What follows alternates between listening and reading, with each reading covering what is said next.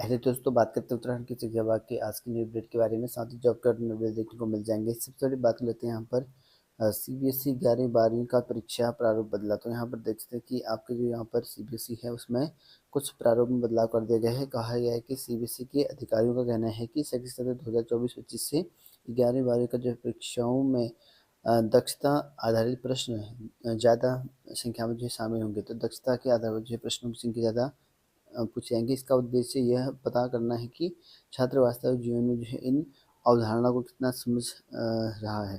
तो इसको लेकर प्रश्न बताए गए हैं और कहा है कि दक्षता आधारित प्रश्नों का जो यहाँ पर प्रतिशत होगा 40 से बढ़ाकर यहाँ पर 50 कर दिया जाएगा। और वहीं यहाँ पर लघु व दीर्घ उत्तरीय प्रश्न का यहाँ पर जो प्रतिशत है 40 से लेकर 30 कर दिया जाएगा। तो ये एक रेशियो रखा गया है जिसमें यहाँ पर सीबीएसई ने नया बदलाव कर दिया गया है। शिक्षकों की तबादले की प्रक्रिया हुई शुरू। तो यहाँ पर देख सकते हैं कि हरियाणा की तर्ज पर जो है नई तबादला नीति के इंतजार में देरी ऑफलाइन होगा। तो यहाँ पर देख सकते हैं कि तबादले की प्रक्रिया शुरू कर दी गई है और जल्द ही जो है तबादला समितियों का जो है गठन किया जाएगा। और इस साल जो है शिक्षकों के तबादले ऑनलाइन हो पाएंगे और विद्या समीक्षा केंद्र में जो है डाटा ठीक करने का जो है काम यहाँ पर चल रखा है। तो यहाँ पर देखते हैं इसमें काम चला हुआ है, जल्दी आपकी जो यहाँ पर तबादला शुरू है कर दिया जाएगा। बात करते हैं यहाँ पर प्रधानाचार्य पद पर जो है भर्ती में जो है शामिल हो पाएंगे 50 से अधिक उम्र वाले प्रवक्ता। तो यहाँ पर देखते हैं कि 50 से ज़्यादा जिनकी उम्र हो चुकी है प्रवक्ताओं की, वो प्रधानाचार्य के पद के लिए जो है आवेदन कर पाएंगे।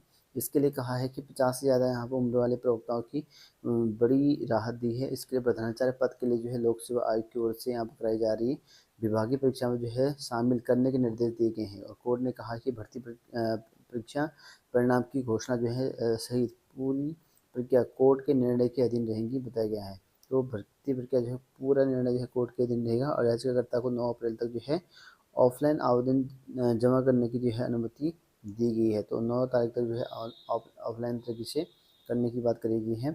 और कोर्ट ने रोडवेज के कर्मी जो सेवानिवृत्त कर्मी हैं उनको बड़ी राहत और निगम की जो है स्पेशल जो अपील थी वो खारिज कर दी गई है।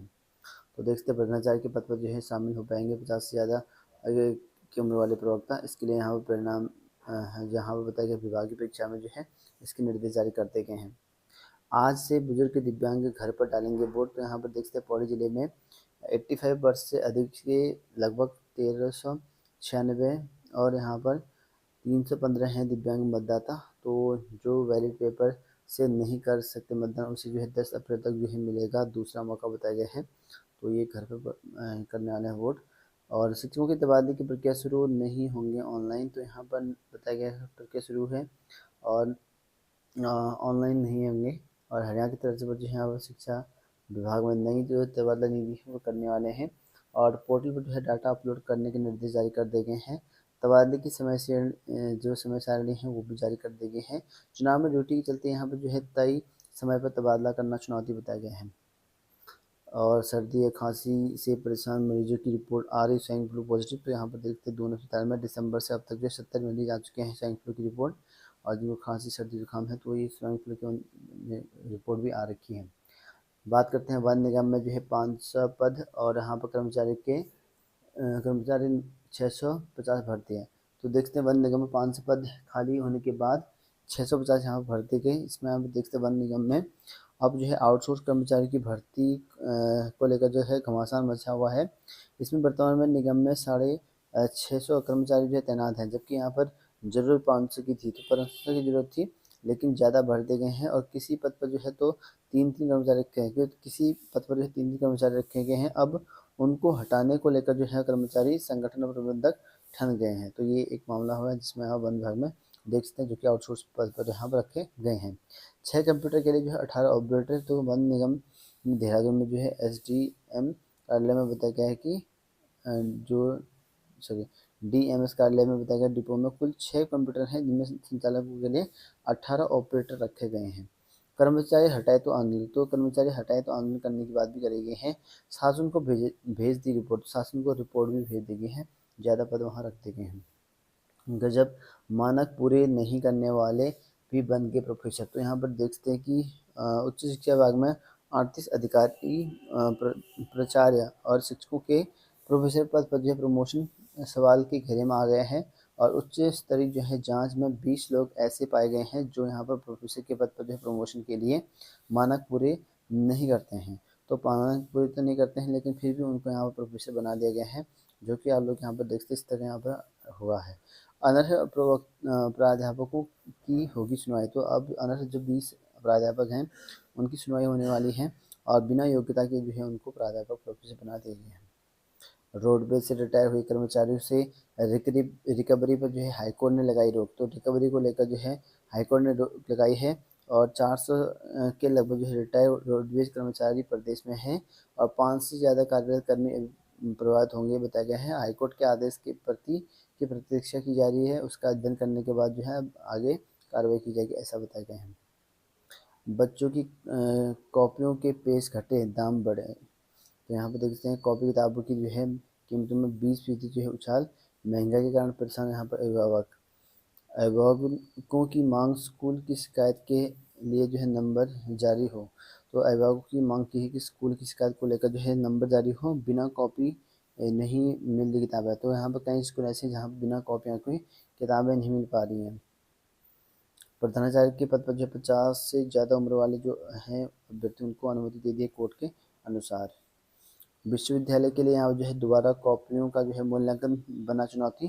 तो सिद्धेश्वर विश्वविद्यालय 6 मई से होने वाली वार्षिक सेमेस्टर की परीक्षाएं, इसमें सेमेस्टर में दिक्कतें हो रही बताया गया है और 6 मई से यहाँ जो विश्वविद्यालय में वार्षिक सेमेस्टर की परीक्षाएं होनी है और इस माह विश्वविद्यालय प्रशासन अब तक दोबारा से छात्रों की कॉपियों की जो है जाँच करेगा और अब जो है रिजल्ट घोषित होगा। कब रिजल्ट घोषित होगा, कब चेक करेगा कॉपी।